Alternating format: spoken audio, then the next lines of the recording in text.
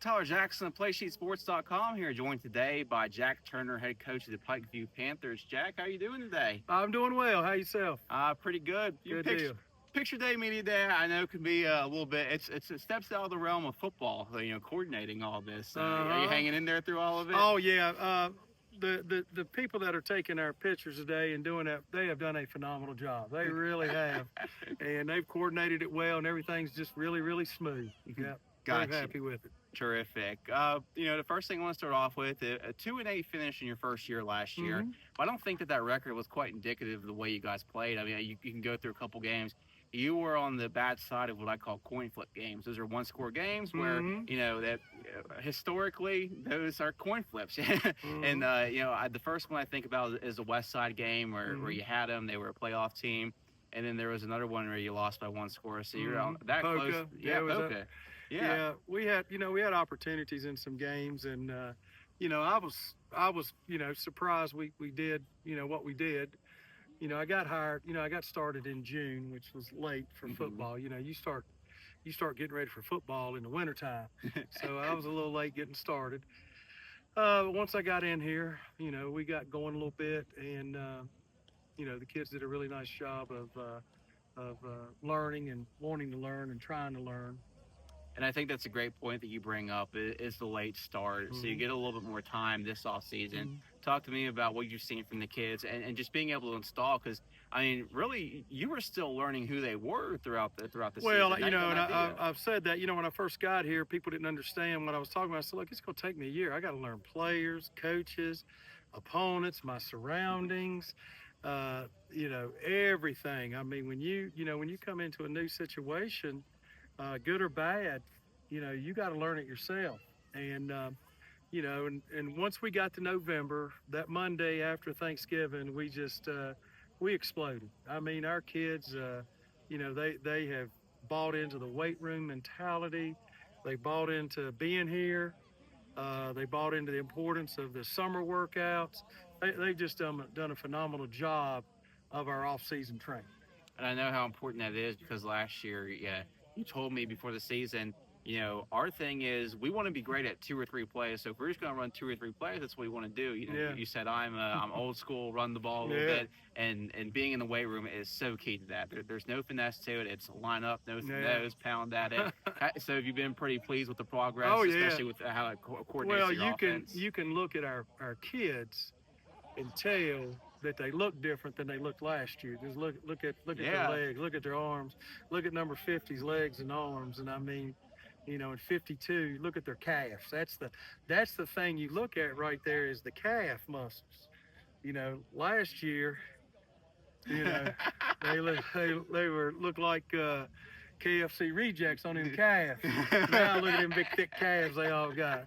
Now you can tell they've been lifting weights in their arms and their neck and their chest. Look at number 11 right there. He's just a sophomore. Look coming across there. And you wouldn't believe he's just a sophomore, would you? I like that line, KFC rejects. Yeah. I'll have to put that one in the holster for time. So, and that's been it's been cool to see, how they've bought into it and how hard they've worked. And it's a tribute to them. I set a standard. It's up to you to meet the standard. And if you don't meet the standard, we're gonna agree to separate from each other. And but they've done a phenomenal job this summer. Is it hard getting kids to buy in, because you see more and more teams move to? I don't. What do you say, buddy? How you doing? I don't. Ready this year? I think that the as a coach, as the person in charge, whatever it is, you set the standard, you set the expectations. And if they really want to be successful, they'll do it. Well, if they're not going to do it, they're not going to help you win anyway. So why do you have them around? All right. And, everybody wants to, nobody goes into a sporting event and say, hey, we want to lose. Everybody wants to win, but who's going to put in the time to be successful? No matter what the sport is, football, basketball, baseball, tennis, soccer, whatever. Are you putting in the time to get yourself built up, successful to win? And these guys have, they have really done that part of it. Now, the next part of it, we got to get on the practice field and get better there. Now, a lot of offenses have moved towards passing the ball. Hmm. On that aspect of getting kids to buy in, how do you go back? Because it's tough to be in there in the weight room in January and talk about, hey, like this is what we want to Yeah, do. yeah, It's going to be hard. You're going to get hit every play. yeah. It's going to be a little bit different. Yeah, how do you go about specifically on that aspect Well, of you getting just kids? you tell them who you are and what we are. I mean, what you see is what you get with me. I mean, I told them what you see is what you get, good or bad. We're going to be a physical, hard nosed line of scrimmage football team. How do you get there? How we lift, how we practice. And I mean, I can't expect a kid to go out there and just be naturally this. Mhm. It ain't happening in 2025. I mean, how can you expect that when you're playing Minecraft and Fortnite? All right. So now you take that, now, weight room, practice field. That's how you develop that type of toughness and physicality. Now, coming into this season, how do you go about setting expectations and goals? Because you guys are in a really tough situation where, anybody that knows the school, the community, the program, you're probably more suited for double A with how spread out things are. Yeah, But because yeah, of the way it uh, fell, you're in triple A. yeah. And uh, if if somebody don't tell me, I wouldn't know. My focus is today.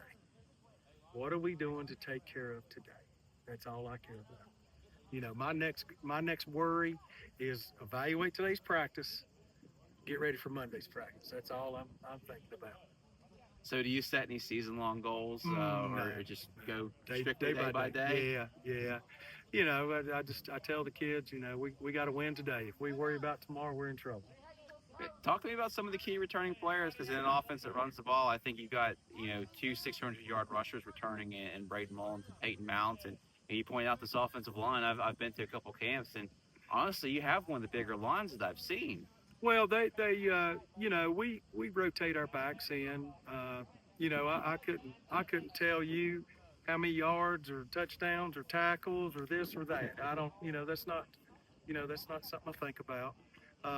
But we got a nice rotation of backs. We rotate in practice, and every day we put them on the stopwatch, and whoever the fastest is that day, that's the starter the next day. So you might be the starter today, and tomorrow you may be the third one. So, the competition, that's important, that competition there, what we do. Absolutely. Who are some kids that you're looking at to take big steps this season? Well, I expect everybody. I mean, for us to be successful, we need 11 on offense, 11 on defense, 11 on special teams to take that next step. And that's important. We just got one or two taking a big step, then we're in trouble. That means we got a bunch ain't. So no, you gotta, and I tell everybody, everybody's equal. We need everybody to take the next step every day. You guys, it's been interesting. Your opener is on a Friday this year, right? Oh, I feel like in some years past it had been on a Thursday. yeah, I think it's still on a Thursday. You have to It's ask still on Mr. Thursday? Underwood. I think so. Okay. Yeah. For some reason I thought. And the I could be schedule wrong. said I so. hope it's Friday. Yeah, it gives us another day to prepare for a great opponent. Well, see, that's what I was going to ask you is, what is your opinion? I know everyone likes Friday Night Lights, and then you probably don't think about this as much, but from a media guy, I like having an occasional Thursday and Saturday because it allows me the opportunity to cover more teams and see more teams. So, Well, I don't mind. Well, if it's up to me, I wish we played Friday at noon every Friday. That'd be perfect for me. Why noon? I love the day game. Okay. Always have. That college football sort of sphere. Well, when I was at Auburn and at Pulaski, we always played our playoff games on Friday at noon. I always loved to play that playoffs during that noon time period, and so I enjoyed that. Yeah.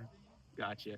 Well, Coach, I want to thank you for joining us. Yes, today. sir. Looking forward to seeing you guys, and you guys will kick off on either Thursday or Friday against Summers County. Yes, sir. Thank you so much.